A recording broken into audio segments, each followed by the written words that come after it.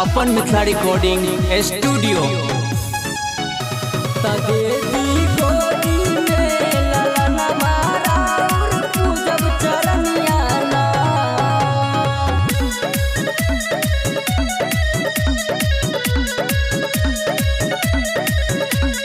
पूजब चरनिया ना मैया पूजब चरनिया ना, पूजब चरनिया ना, पूजब चरनिया ना मैया पूजब चरनिया ना।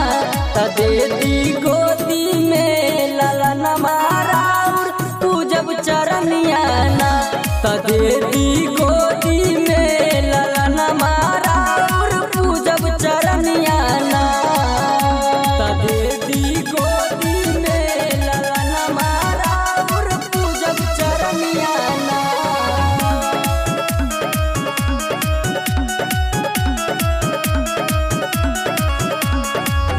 दुनिया के कैलू माई तू ही बेरा पार हो, हमारा बेरी बंद काहे कैलू के बार हो, कैलू के बार हो। दुनिया के कैलू माई तू ही बेरा पार हो, हमारा बेरी बंद काहे कैलू के बार हो। ले ली सरनिया ना मैया ले ली सरनिया ना, ले ली सरनिया ना मैया ले ली सरनिया ना। तदेती गोदी में ललन मारा पूजब चरनिया ना, तदेती गोदी में ललन मारा पूजब चरनिया ना, तदेती गोदी में ललन मारा पूजब चरनिया ना।